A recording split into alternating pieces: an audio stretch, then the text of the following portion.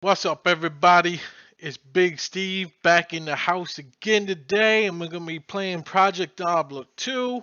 I'm gonna be showing you guys my Necro Mage Summoner. And the reason why you guys should play Necro Mage Summoner, not that I want any competition at the beginning of ladder, but day 2, I had 3 organs on the beta. I wanted to go kill the Ubers. Guess what? No special bosses activated. I couldn't do it. So now that we're over that little hump, the little bit of frustration, I'm going to show you guys what I got in the first 5 days on beta. I'm going to go over some of my equipment, show you guys some of the gameplay. I think Summoner Necro is probably one of the best classes in the game. Now, it might not be able to do Declone or Rathma, but it can do everything else, and it does it well. So let's jump into it. I have Grave Palms. I was doing Uber Lilith, and along the way these gloves dropped. Just some resist ring, blade buckle, nothing fancy. Another resist ring. Rites of passage for the CBF and a bit of cold res. The main part of the build, as you guys know, Grimm's Burning Dead. Currently looking for a better one, a 3-5. But this will do now as long as you can summon those additional skellies. This season right now, it's only you can only summon 6. It used to be 8, so I'm a bit sad about that.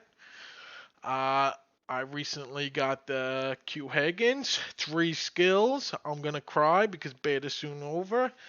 It's a pretty rare piece to get. And we have the Maras, only 20 res. But I found this while I was doing key hunting, just a little bit before Israel. I found this bad boy. And right now I'm still using a lore, currently looking for a 3-skill circlet or see what happens along the way. And the SC is just some res SCs, life SCs, GCs, all that cram. Now, the main reason I'm showing you guys this is to show you how strong the Summon Necro really is. Um, the great thing I like about this is you don't die a whole lot. It's one of my favorite things. Like when I die in this game, I don't even know why. I get so frustrated, my blood starts to boil. So I try to avoid that much as possible. I also made a source at the beginning, and fuck that. So, um, as a Summoner Necro, even early game, yes, your minions are very weak until you start getting those +1 items that help a lot. But even still, for early game with no items, it's still very strong. But soon as you get the Grimm's Burning Dead, it changes your whole playstyle completely. Um, Now, if I never made my Sorceress, I would have been up there on the ladder. Right now, I think I'm like number 11 or something. But I do plan on taking this build straight to 99 next season. I'm going to race for the Aura. I did make a video on the Season 5 build of this. You guys can look into that. I'm just showing you guys how easy some farming some stuff is.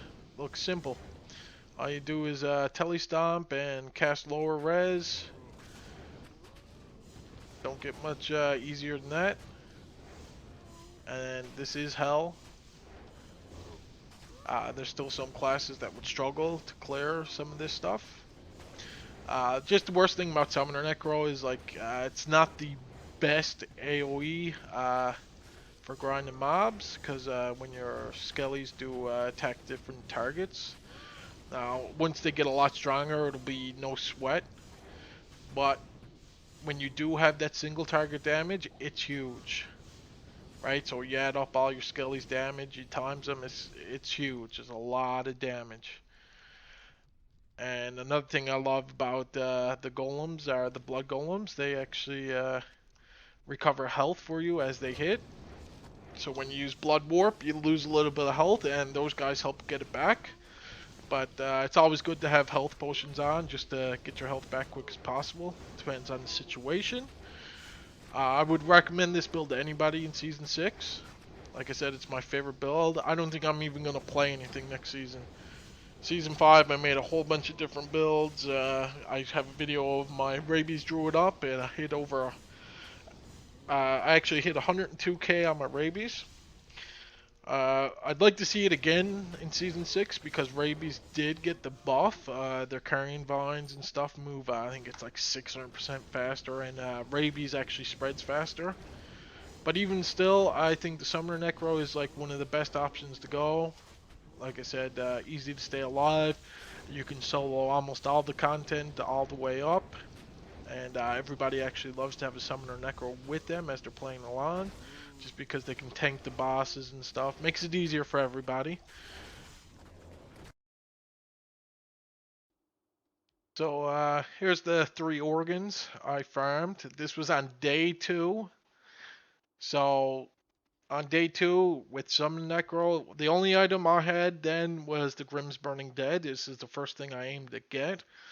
Everything else was just like I had an armor that just had +1 Necromancer skills. I didn't even have any good gloves or boots. And I was able to farm the Ubers.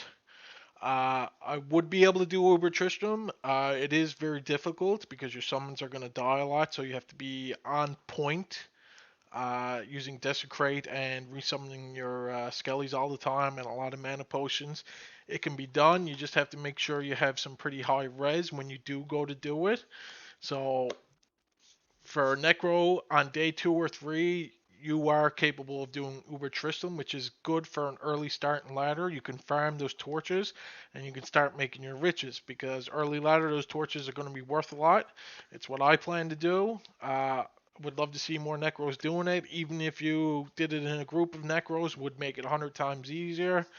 Hope you guys enjoyed the video. Hit the subscribe and hope to see y'all in Season 6. Later.